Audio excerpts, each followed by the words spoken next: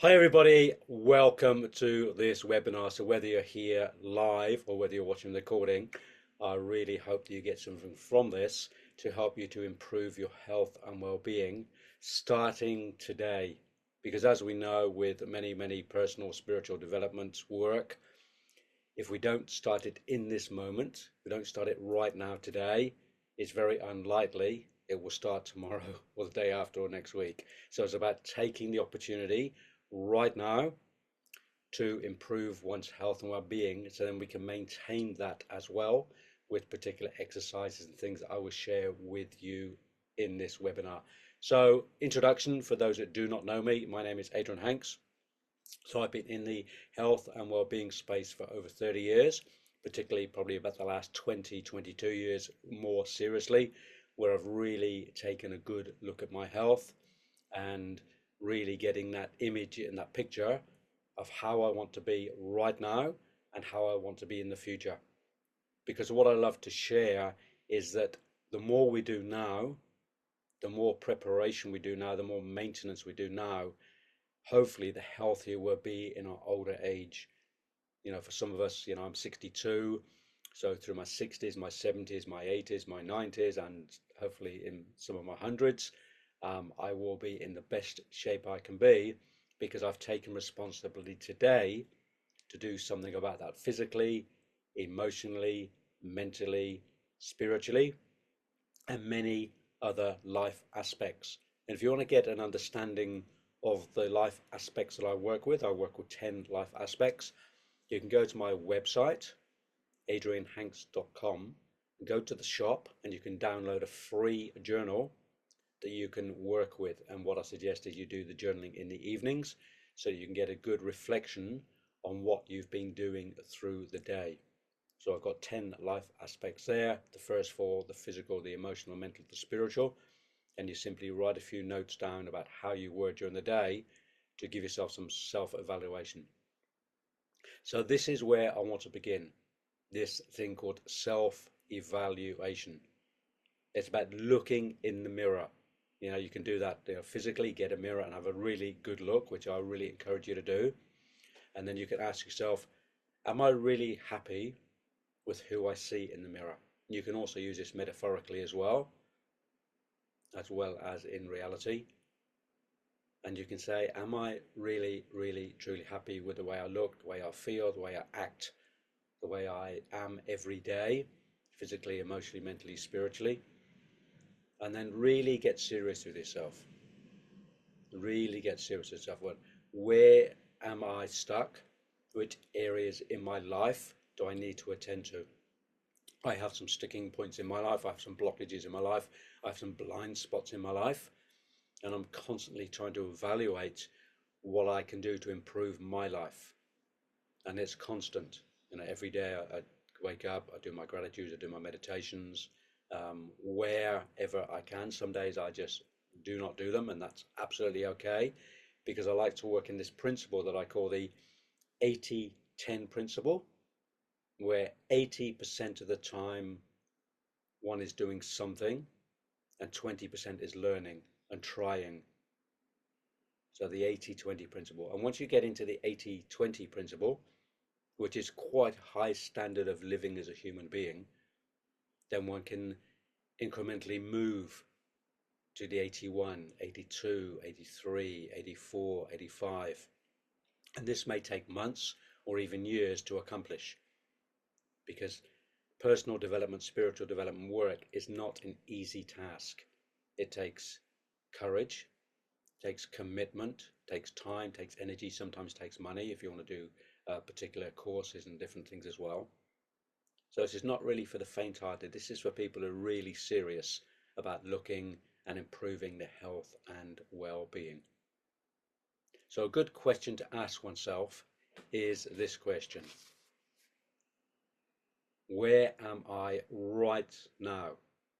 And this is the book that I produced 14 years ago now, and it's a great book. I'm actually re-editing this moment to bring out the second edition very soon. So I'm really looking for that. So a great question. Where am I right now? And I suggest you get some pen and paper and you write that question down. Where am I physically, emotionally, mentally, spiritually? And start with those 4 aspects. And then once you download the journal, you can use the other 6 aspects as well. But just asking yourself that first question, where am I right now physically in my life? Am I doing my exercise? Am I eating the right food? Am I sleeping well? Am I moving well? Am I taking in the right things? Can I find the courage to stop taking in the things that are not good for me? And this is an ongoing process. And the more we educate ourselves, the more we can realize what it isn't good for us, as well as what's good for us as well. So if you're currently on a high fat diet, maybe with lots of takeaways, drinking several alcoholic drinks every evening, not exercising, spending a lot of time on the couch watching TV, I'd say that's probably not a good space to be in. And it's time to make a change. As we say, get off the couch, do some exercise, have a look at what your intake is around the alcohol or drugs, whether that's medicated or non-medicated. What's going into my body? What am I doing to myself physically? Am I able to move quite freely? Can I do 5, 10, 15, 20 minutes of vigorous exercises without the fear of, having a heart attack or collapsing on the floor?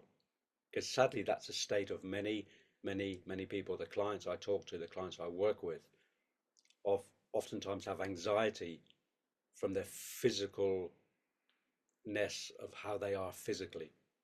They're worried they're going to collapse. They're worried that they cannot do something. They're worried about the heart. Many people are overweight, or many people are underweight too. So it's finding that balance. So I would ask you right now, get some paper, get a pen, and ask yourself this question: where am I right now physically? And if you want to put those headings down, exercise, food, sleep, intake. And there's one thing that I will share. This is one of the biggest tips I say to people in terms of digesting, taking in food and nutrition is, if you can, where you can, when you can, eat organic, clean food.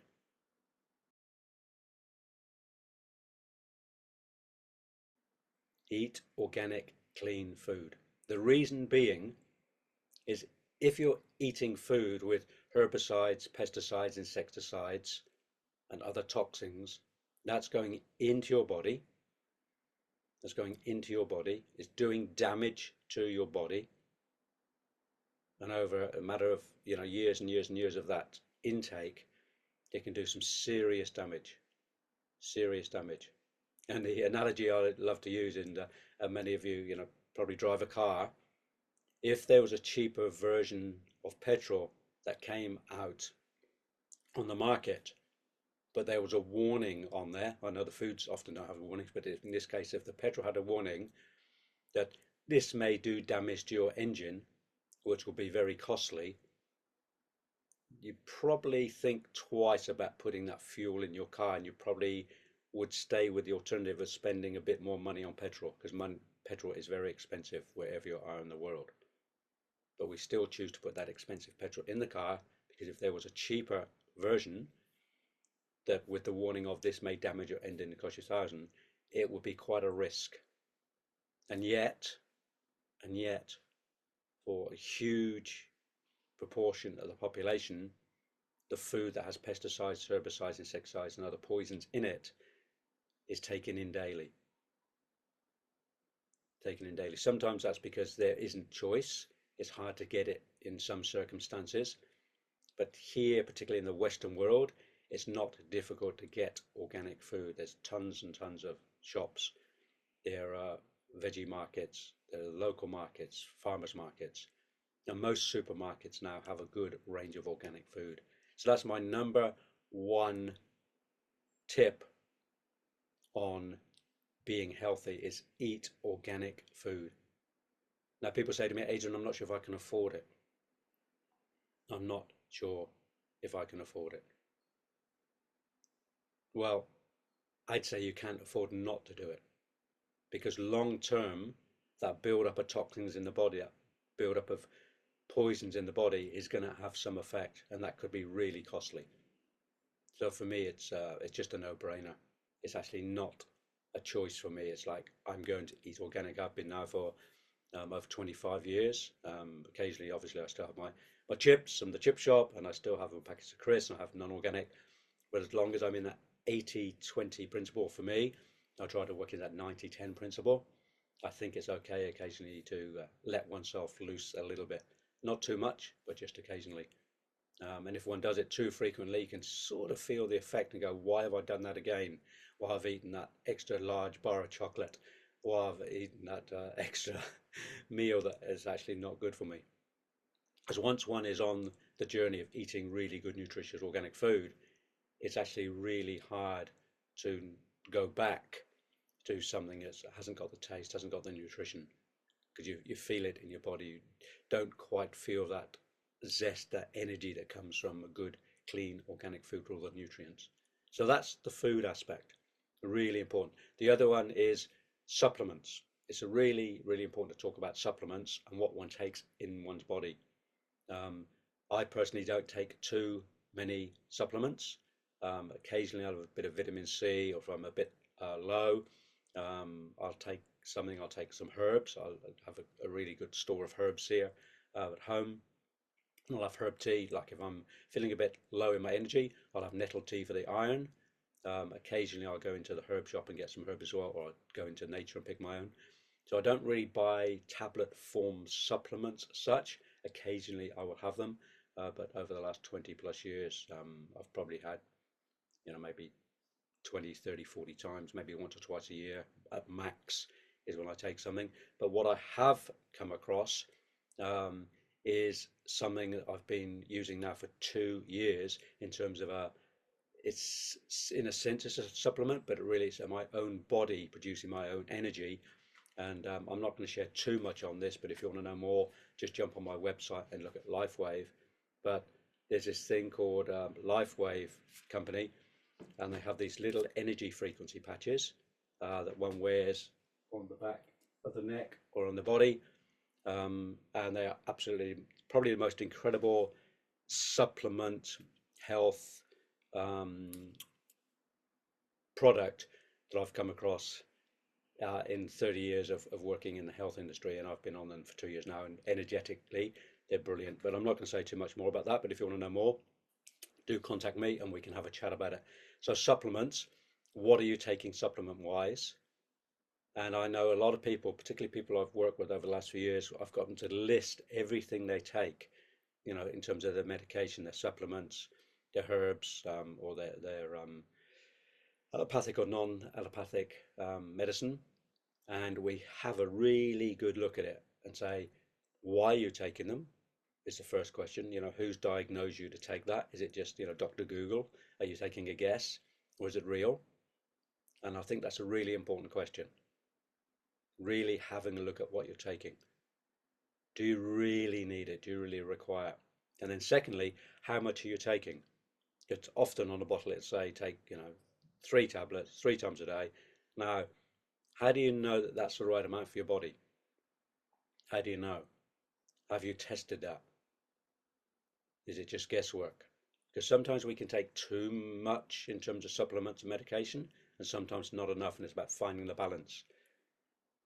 So how I do that, I have a list for all my clients where I list everything that's been taken, and then we do what I call muscle testing or pendulum. I swing a little pendulum or do muscle testing, and we test each product, usually for the week, to see how much needs to be taken.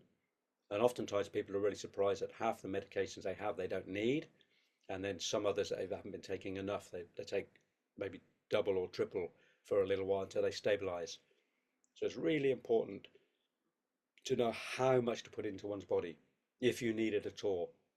Because oftentimes I think people are too often overdiagnosed, and oftentimes it's really not quite required, particularly in tablet form. I prefer to just take the herbs if needed, like for instance nettle for iron. So that's the intake. The other thing about being physical is the exercise. Can you exercise for 10, 15, 20 minutes a day, every day, or do some physical workouts, some physical work?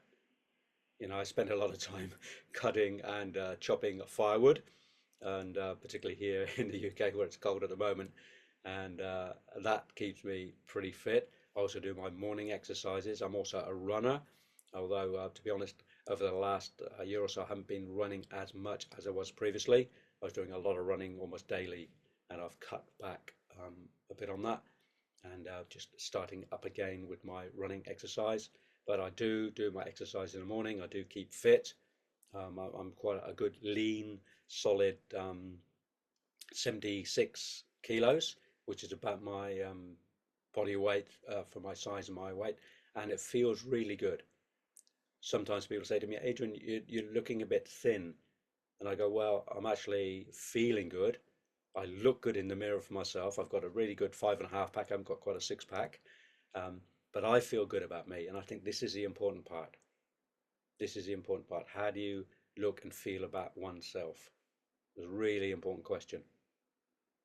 Truly, am I too thin? Am I too fat? Am I carrying too much? Or am I not carrying enough? But when we find that equilibrium, when we find that sweet spot, then we can understand and feel what that sweet spot is. So me, 76, 77 kilos, feeling good where I can go and do a 5 or 10 mile run and feel good about that, still full of energy, and still do my push-ups, my sit-ups, my leg stretches is really, really important. So that's the physical side. And then the other part is the sleep. Are you getting enough sleep? Are you sleeping well? Are you going to bed without the buzz of the TV or the internet in your head?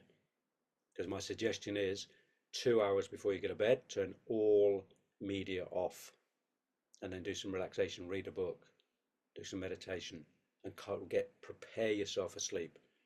I know a lot of people who do not go to bed until midnight or 1 a.m., 2 a.m. in the morning, and then don't get up till 9, 10 in the morning, and they're just exhausted all the time. They have hardly any energy whatsoever, really lethargic.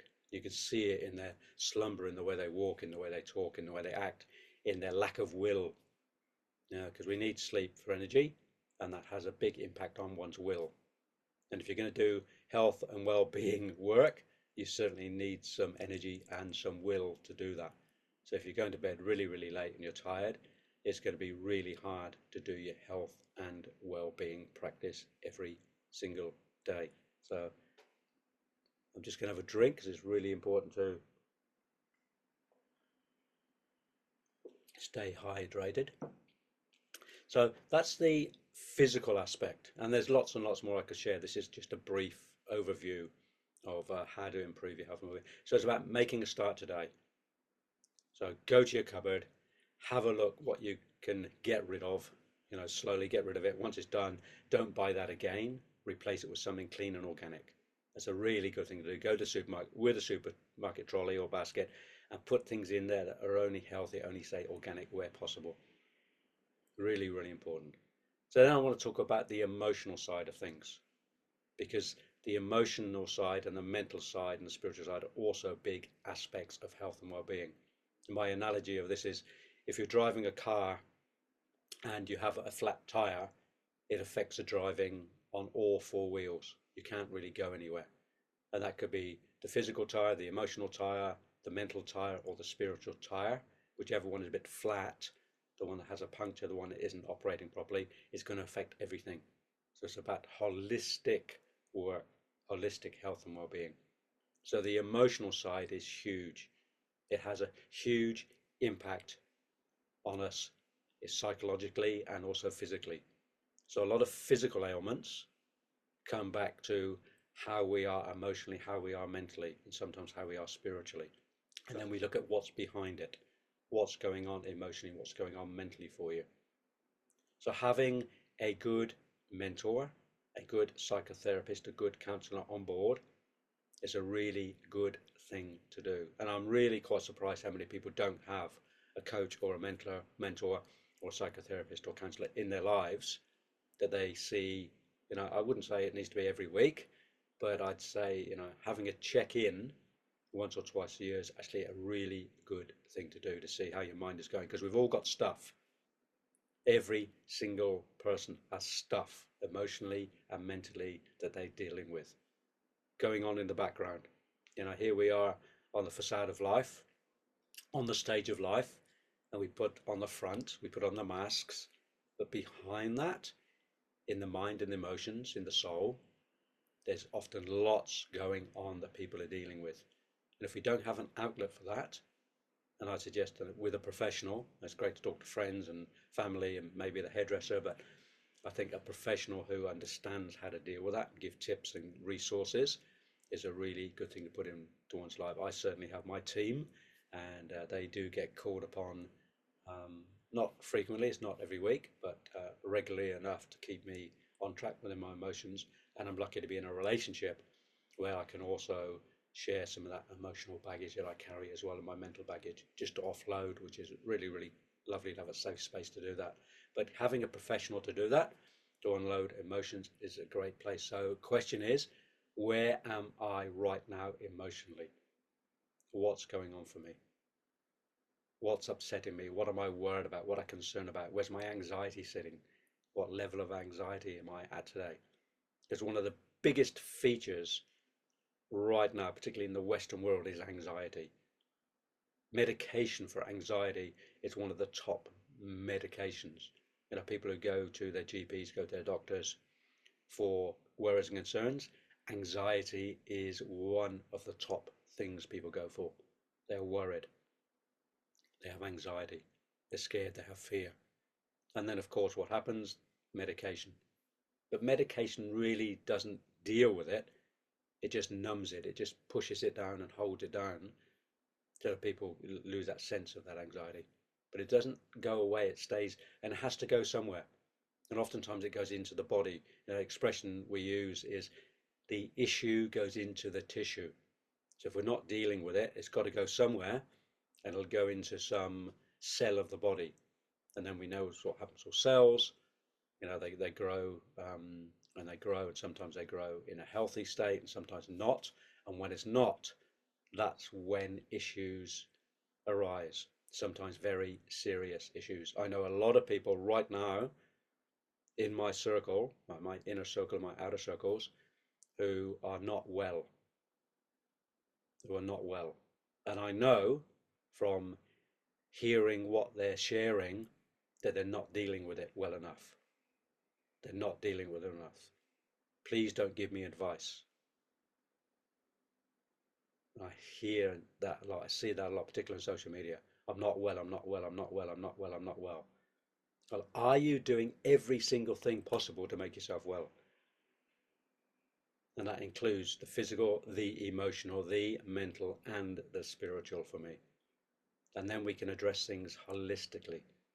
But if we leave one of those tires out, it's going to be a bumpy ride if we actually go forward at all. So it's really important when we're not in a good health and well-being space in our life to deal with it in every single way we can. I often talk with people about the emotional side, and they're buried, they're hidden.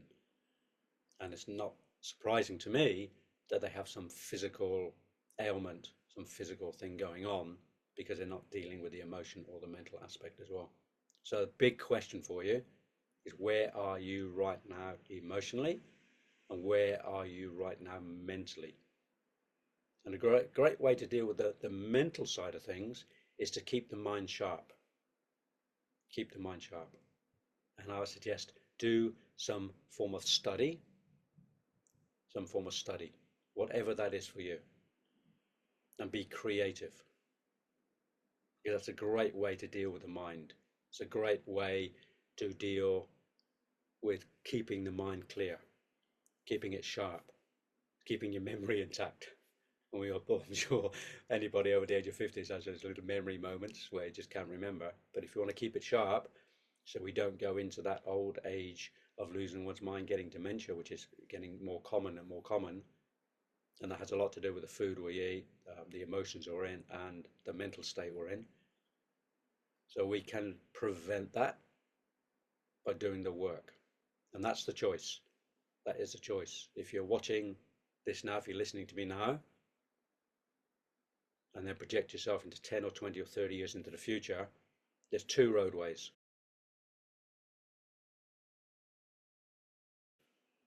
There's one of being more responsible and doing everything possible to keep ourselves in a good, healthy condition, or there's another road. There's another road, and we all know where that road leads to, quite tragically sometimes, and sadly many people have taken that road because they haven't taken responsibility. They haven't done the work to stay fit and healthy. I see it all around me every single day, and I'm sure you do too, and it saddens me. It really saddens me because there is an alternative. There is a choice to do things differently, which can start today. So I'm hoping that this is going to sink in and you will be starting today. So the other part I want to share is the spiritual aspect. The spiritual aspect. And what does that mean? For me, spirituality comes in many forms, in many ways, and we've all got perhaps different ideas of what spirituality is. But I sum it up in a couple of ways. One is having some pathway that one follows, and that could be a vocation, that could be something that you're really passionate about, and vocations can certainly be spiritual. Certainly spiritual. I know my vocational path is spiritual as well as just a job, a work. It's really meaningful to me, everything I do from a spiritual perspective. So spirituality, and a good way I sum it up also with spirituality is the measure of how I treat somebody today.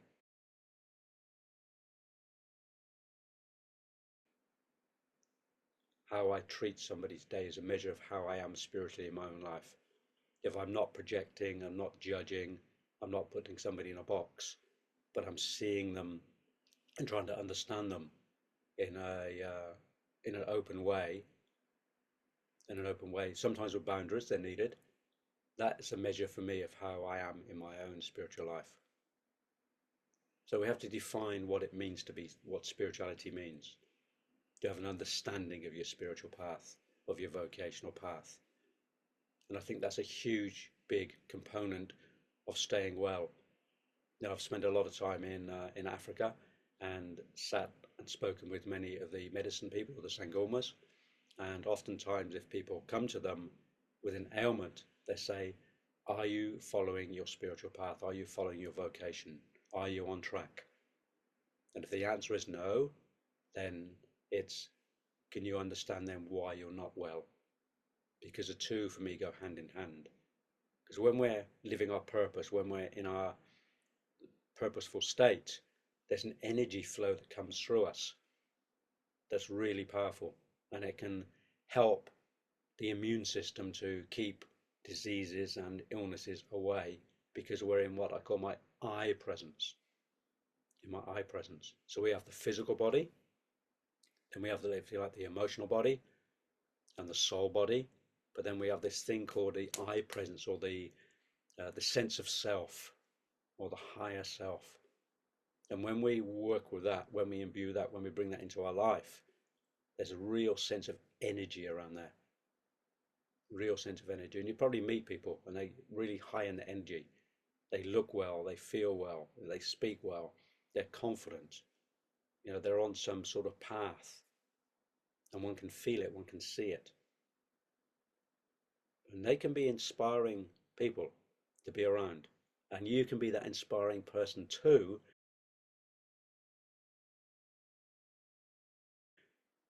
If you're not already, and you may be, but if you're not, what do you need to do to bring yourself into that state of presence, into that state of well-being, into that state of really feeling good about yourself? It takes work, it takes commitment. It really does.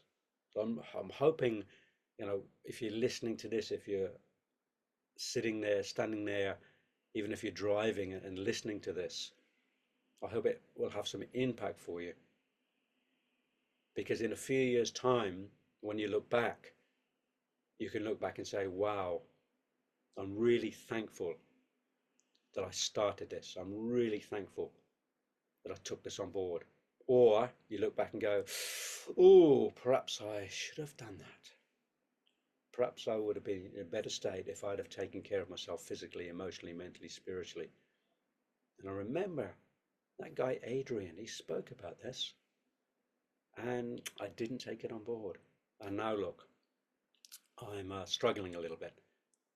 But then in that moment, in 3 or 5 or 10 or 20 years' time, you can then reset again.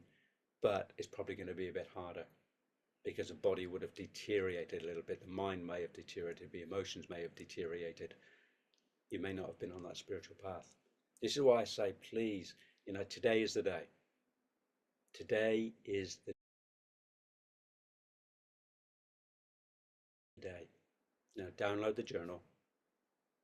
I say, if you want to, give me a call, book an appointment with me, 20-minute free consultation to see where you're at right now. That's on my website, adrianhanks.com.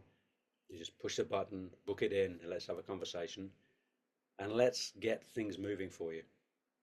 Let's get things moving for you. Because if we stay stagnant and do nothing, there will be a consequence. And I know I'm talking a bit tough now, but there will be a consequence at some point. We see it. I see it. You see it, I'm sure. It may have happened to you already. But doing something today, that's my message to you. Really come on board with it and do something so you can move. You can feel good about yourself so that others can look and go, wow, you look a bit different. And it's a really lovely feeling to feel good about oneself. It's a thing called self-love, self-care. And it's sadly missing for so many people. And one of the elements in psychotherapy is looking at how one loves oneself, how one cares for oneself. Are we doing the right thing? It's almost like, can I hug myself? Can I give myself permission to be happy? Can I give myself permission to be fit and healthy and in a good balance life? Because a lot of it is here, it's mental. Stories we tell ourselves. They have a use by date. They have a use by date. And sometimes that use by date has long gone. I know I have stories I still tell myself from, decades ago. And really, they're out of date. They're out of date. And I have to continue to work on them and remind myself that that story is no longer relevant, even if it was relevant in the first place. So I have to create a new story. And constantly, every day, every week, every year, it's a new story. Who am I today? Where am I right now today?